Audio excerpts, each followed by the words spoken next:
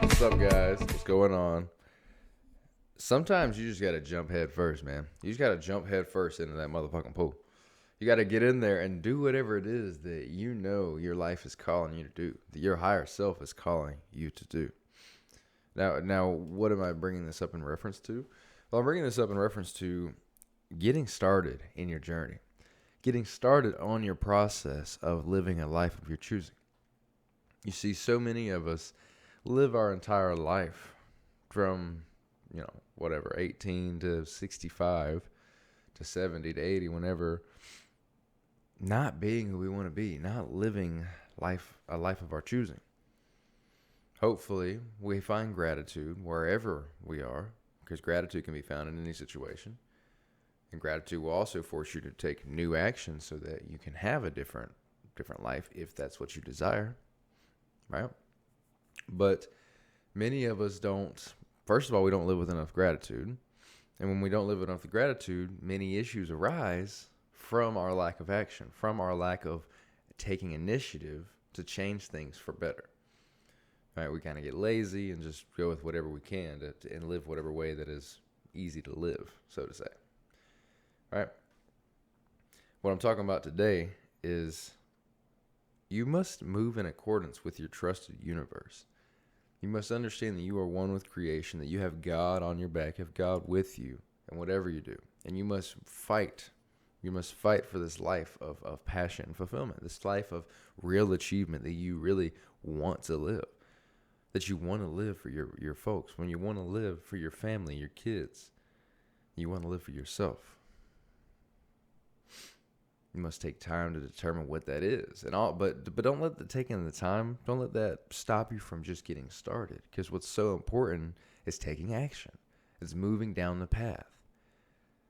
You see, there's this habit many people have nowadays that I had at some point for sure. That's still it's still there to a degree, where I want to consume information and think about information on a certain idea or certain task or certain situation, certain habit that I want to implement, instead of actually implementing it, instead of actually going through the motions and taking the action that's going to actually get me to where I want to get. Right? We have so much information at our fingertips nowadays that we forget to actually take action at times. Right? You see, knowledge is power, yes, but real power is applied knowledge. You must move in accordance with that universe, with that sense of self that understands that there is more out there for you, that understands that your life isn't just cut and dry, plain and simple. I don't like this, right? No, don't get me wrong. Simplicity is extremely important, and we need simplicity rather than complexity many times. But my real point here is if you're not living the way you want to live, it's up to you to make the difference. It's up to you to understand that there can be a different situation and scenario for your life. Because nobody else is going to help you realize that. I mean, some others can help you in that process, but most people are stuck. Most people are stuck in that vibrational frequency of lack, of scarcity, of not knowing that there's different realities out there. Quoted again. Mark Twain says, "It's not what you." Maybe I'll get it right this time. Probably not, because I haven't done any further research on it. But it's not what you know that gets you in trouble. It's not even what you don't know that gets you in trouble. It's what you think you know that you don't actually know. Something like that. Basically, what you are unaware of even being a possible reality is what will actually get you in trouble the most, because you just don't know what you don't know, right? Or you're so stuck in one frame of perception that looking outside of that feels impossible. And that's a dangerous place to be in. That can lead to a lot of dangerous situations where you only think one way of being is correct or possible. And we live in this abundant life where everything is so absolutely abundant. Like, there's so many different options, possibilities, different things that all could happen. Millions, billions, trillions, quintillions, whatever the number would be, of possibilities for everybody. But we get stuck. We get stuck in the trap of believing that our life is just meant to be this way that we don't even really agree with. Come on, man. Nah. It's up to you to make that difference. It's up to you to understand that your universe is what you make it.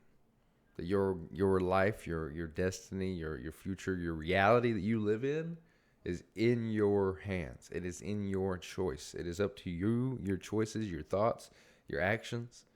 That is what will make and manifest your life. So if you're living in a constant state of fear and oppression and sadness and negativity, anger, that's what will continue to manifest. You will continue to manifest things from those feeling states. Whereas if you are full of joy, abundance, love, happiness, power, purpose, that's what will manifest slowly but surely. You take the right actions to stay in those right feeling states, and you will have the things that you want. Because isn't it odd, right? I know I've been on the loser spectrum many different times in my life. But isn't it odd when you're on that loser spectrum, you look around. Sometimes you see other losers. Many times those are your friends, your different people, right? No shade to anything in my life, just in general. When you're on the loser side, you're typically not hanging out with winners, right? And I know many times in my life I felt like a loser. Not because of my friends, but because of my actions, because of how far I got and the things I tried to get into, if that makes sense, right? But you look around when you're in that position, you see these different people who are winning, like not in your circle. You see them away. You see, man, or maybe they are in your circle too, but they're just not in your close circle, right? Because if they were, you'd probably be winning more, right? But you see these different people, these different situations, people online, on the internet, celebrities, whatever, that are winning. To some regard, they're winning, they're doing their best. It doesn't matter what happens, they just continue to do better and win. And you wonder, like, man, I can work, and not be there, because that's what's always happened. You see, the difference is your concept of yourself, your self-concept, your idea, your self-image, how you believe you fit into the world.